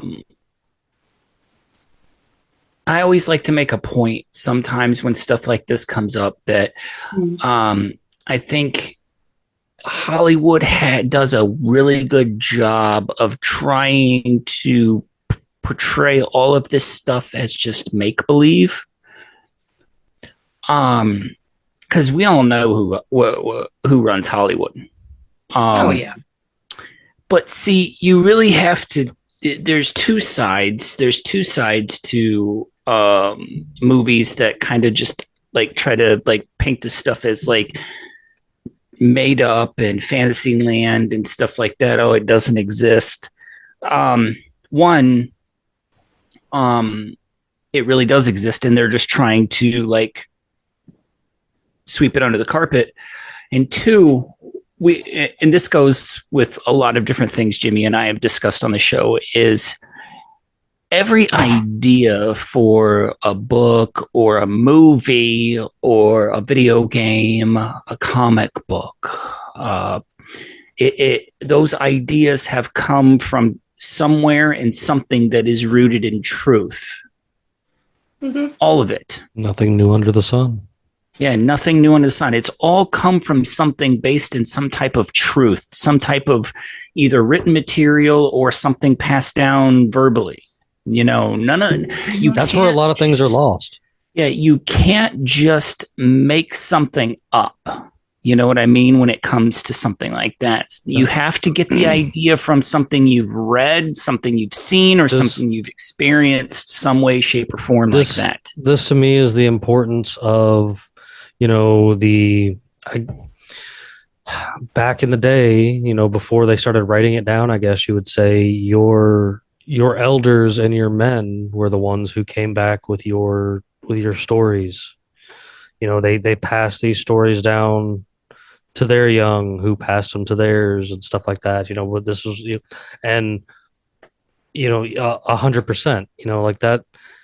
I'll bring it up time and time again. You know, that Tolkien or whatever, he in stuff that they talk about where he was being talked to, he wrote the idea of the Lord of the Rings and the Hobbit and stuff off of historical documents he found at the library where he was growing up.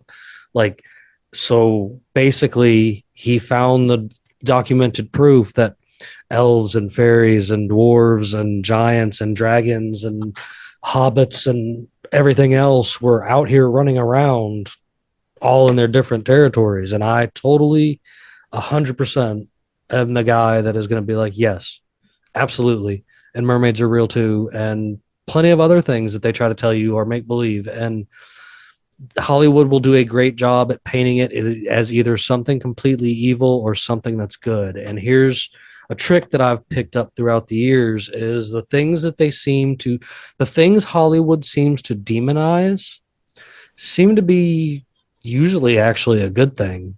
And the things that they're trying to shove down our throat on a constant basis are rooted in this evil side of things or dark side of things, if you will. You know, like I know good and evil is one of those things where you're like, oh, that's a relevance type issue, but that's why I light and dark it. You know what I'm saying? Like there's either light intentions, positive intentions, or there's dark intentions, selfish intentions. And all these people in Hollywood, all these people in the government, all these, you know, people that seem to be in endless power, even though they're complete assholes, are using these same gifts or whatever, but they either weren't blessed with them or they were showed them by someone else and they're using them for personal gain. And see, what they don't realize is one day it'll bite them back. We in turn can use those same things they're using for evil. We can in turn use them for good against them. And that's why we have people like Miss Vicki, because that's what she's out here doing, is using stuff like that for positive stuff. And there's, I will say, you're not alone, and we're not alone anymore. Like, more of us have come to the surface in the past few years than ever before in my lifetime.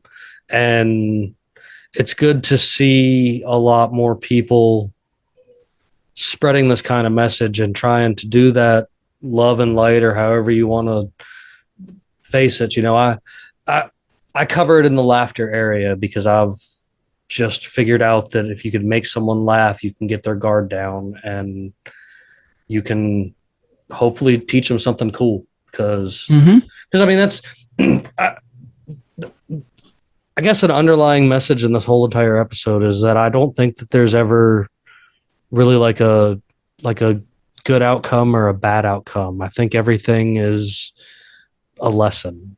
It's either a lesson, a blessing, or something. You know what I'm, like the whole saying about people being for a season and stuff like that. All of that I think is intertwined into one. And like sure, a situation might be bleak and bad and scary, or you might be going through something tough, but the wisest people I know have gone through the worst shit of their entire life. And A lot of my information comes from going through yes, and not yes, having anybody to help me. yes, It comes from trauma. yes, It does. Yeah. But me too. when I've reached out, I've noticed when I've reached out to people that supposedly knew of what I was talking about, they wouldn't help. I'm a firm believer. I will help people. My DM on Instagram is always open. I don't charge people to ask a question, because that's giving back. You know what I'm saying? And I've helped a lot of people that way. Forward. And if they want, pay it forward. If they want to flip me 5 or 10, that's up to them. But I do charge for my casework, and I do charge for my in-depth mediumship, because it's more than that. It's healing work too. As you should, though. I mean, that's your physically, job. It's physically and mentally taxing. It really is. And you should be compensated in some way. It can be. I used to do that all for free, all my life, and I didn't pay any attention to it really. But as things when I got taken to the next level, and it was very, very intense, my last awakening went from 2010 all the way up until 2017. That's a pretty intense awakening process. And people got to understand something. This is what I like to bring up too. A lot of people are under the misunderstanding that awakenings just happen and they stop. Mm-mm. That's not how it goes. Awakenings come on, and you don't have a choice how intense the level is. No. And then they turn around and they'll fade out. And then the divine says, okay, is this person going to work with it? How are they accepting it? Are they going to take it to the next level?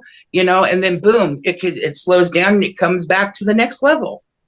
So I just wanted to clear that up, because there's a lot of misconception about, it just stops. No, it doesn't. It never. Once you venture down the rabbit hole, you fall forever. Like there's never. But some of us are just born awake. That's the significance of my name, Born Awake Oracle, is because I was literally born awake. Like I said, I remember my birth. I remember being in the womb. I even described what the doctor looked like that delivered me to my grandmother, and she remembers the doctor because she was there when he came out and said it's a girl. Wow.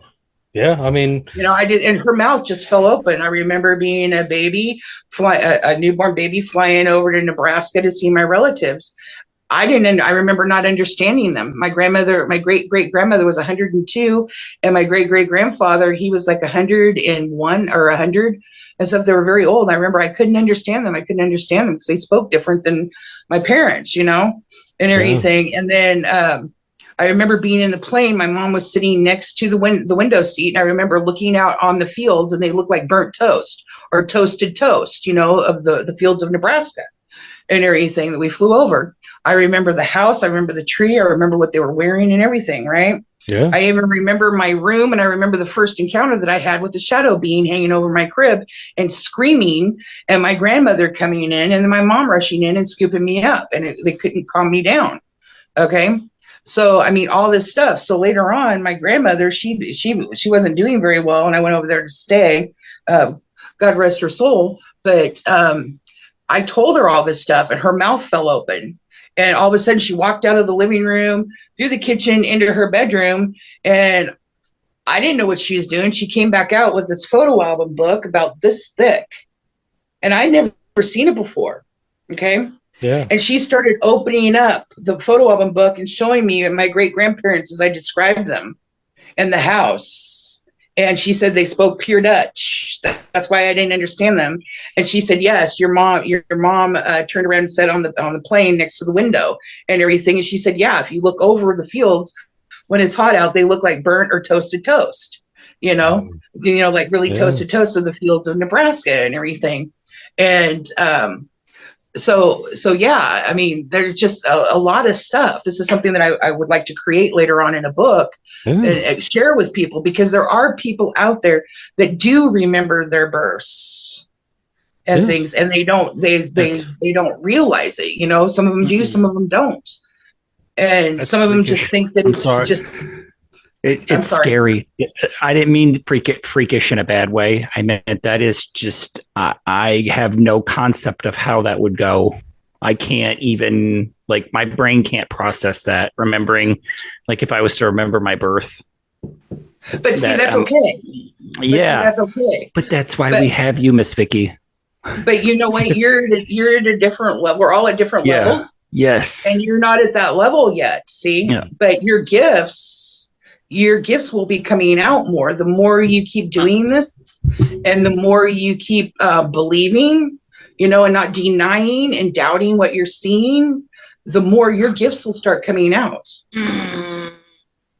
We're gonna head into a tract I don't like to talk about. I have a toddler. I have a toddler running around the house, and I always like to make mention of, when stuff like this comes up, that kids at that like 2 and under phase age, they can see and hear and experience things that we as adults, a lot of us, have turned off or become desensitized. They can see things that we can't, and they can feel things that we can't. They are most certainly there.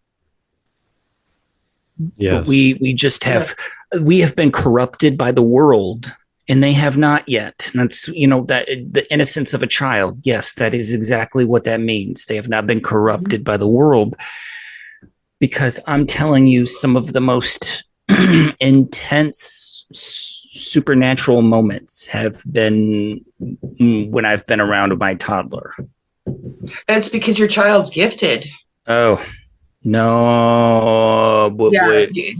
Yes. Your child's gifted. Yes. And I won't get into, I can't get into this. I can't do this right now. Okay. No, I understand. I respect that. I just said it. You didn't have to acknowledge it. You could just, so. Well, but, I'm just going to say this, a lot of children being born these days are very gifted. People are noticing that babies are lifting their heads a lot sooner than they were before, doing movements and the pandemic babies. Pardon me? The pandemic babies are different. Yeah, because a lot of them are born in crystal children and born in a very trying and just very trying time for the world, I guess, that can bring about children that are especially gifted, I would say. They're growing faster, too. Oh, they are our next. They are. The children being born are the ones that are the next ones to take and teach and heal and, you know what I'm saying? They're here. They're the next generations to take on where others have left off because they've passed away or gone on, and things. So, and people don't understand that. People are like, and I pointed out, oh my gosh, it just seems like you just gave birth yesterday and all of a sudden, boom, they're already doing this and this and this. And they're like, oh, I know, but, oh gosh, there was something I was going to say. I can't remember what I was going to say. Next generation of warriors is here. Yes. And the thing is the biggest thing is don't ever doubt. Don't ever doubt your gifts. I'm going to bring this up out of the blue, and a lot of people may not like me for this, and that's okay. But I believe question everything and think about everything and do your research on everything, okay? I'm going to the Bible. I like to bring up the Bible for a second. What Bible are you using? right now. I'm going to be talking about King James and King James Version Bible. King James version's okay. Okay. Who owns the copyrights to that? Queen Elizabeth. Queen Elizabeth owns the copyrights to the New King James Version Bible. Okay. Don't you find that kind of odd? And why was it when King James rewrote the Bible, he outlawed the Geneva Bible? It's a very great question. I mean, honestly, these are supposed to be words from God. Okay, you have a king that came in and rewrote the Bible and named it King James Version or New King James Version. They're always changing something in the Bible, okay, and stuff. And Queen Elizabeth owns the copyrights to it. So isn't that odd? Because no one should own the rights to the Word of God. We all should own the rights within ourselves. You see what I'm saying? I do. And why did he outlaw the Geneva Bible? See this? So this is food for thought. This is to get to thinking. I wanted to plant this in your head so people, could do a little more research and stuff, because I'm limited on what I have here to, because it seems I've noticed something that every time I get on the internet to try to look on something, that I am not finding a lot of stuff that I think they have me blocked or something. I mean, it's not weird, but it's true. No. This was something I was kind of saying a minute ago. They, over the past 10 to 15 years, they have released a lot of things, whether it be movies, books, music, and it is titled after a lot of the stuff that we talk about either on this show or things that you may post about or things that I just talk about in general. And that way, when you go to search for it, all you're finding is the pop culture item of it and not the original theories and stuff like that. And on top of that, they have been doing a good job at deleting a few chunks of the internet because Google's good about that. But there are ways around that, and we do we do try to share the websites and stuff like that. Like I've shared it a bunch of episodes and stuff. Gearboo is probably my number one recommendation as far as a search one, because it allows you to see the things that Google deletes. So there is some truth to that. But I do got to say that Miss Vicki, it was such a pleasure to once again have you this evening, and I thank you so much for you spending some time with us and whatnot. And before we get out of here, I'd like to let you go ahead and plug anything or any last minute thoughts or anything you'd like to throw out there. No, I just really, really believe that people need to start protecting themselves a lot more spiritually. Quiet their mind enough to start listening to their self and their higher self. If you see something, don't doubt it, because that'll help bring out your gifts more. Seek somebody that you feel you can trust in for information to help teach you, if that's the case, or to learn about it. And buckle your seatbelts, because baby, it's going to be a bumpy ride. well, you guys, of course, I will have Miss Vicki's Instagram linked with this episode as well over there at the Born Awake Oracle. And like she said earlier, her DMs are open and stuff. If you have questions about this kind of stuff, she's definitely somebody I'd recommend you reach out to and speak to, because she knows her stuff. She knows what she's talking about. And that's another reason I appreciate having her over here and appreciate all you're out there doing. Thank you. It makes me feel better knowing that I'm not in this fight alone. So I can't thank you enough for being kind enough to come on here and share some stories and just carry on a good conversation with us. You're welcome. I just try to get people to think, that's why I brought up that last, situation with the Bible. Kind of makes you kind of wonder there. So, Absolutely. Bandit, you got anything for me on this closeout? Oh, always a pleasure. Always a pleasure to have Miss Vicki on. Always. Thank you. I really appreciate you guys. You guys are great. I love being on your guys' podcast. You guys are great. We'll make sure that we'll get you back in the rotation and have you back again soon for sure. No doubt in my mind at all. And thank you so much. anything we've talked about tonight, you guys, that I've brought up on the screen or, tried to read off to you, you guys know we'll have copies of the links there with this episode where you can find it everywhere, that we got things going on with it. And as you guys know, we've been doing the sticker giveaway. Well, I've got some great news. We've got some brand new stickers that are different from the last set. And I'm going to change up the way we're doing the pirate questions. So instead of something silly, I'm going to ask you actually something you might have to think on or something you might even have to look up. And that's okay. I understand. But we're going to do some real pirate trivia over the next couple of weeks. And Miss Vicki was here for tonight's first premiere one. So you guys know to go over there to unconstitutionalawakening.com to find all these links. And you can also answer the question underneath the episode for this one. So tonight's question is...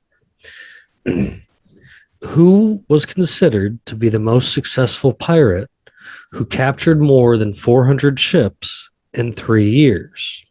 This is going to be a multiple choice question because I like to try to give you a little bit of a hand up. So is it A, Bartholomew Roberts, B, William Kidd, or C, Charles Gibbs? You guys can go over to unconstitutionalawakening.com to answer that question. You'll also be able to find the links to get to Miss Vicki and, again, everything that we've talked about tonight. So I guess it's time to weigh anchor, and we're going to get on out of here. So bye, everyone.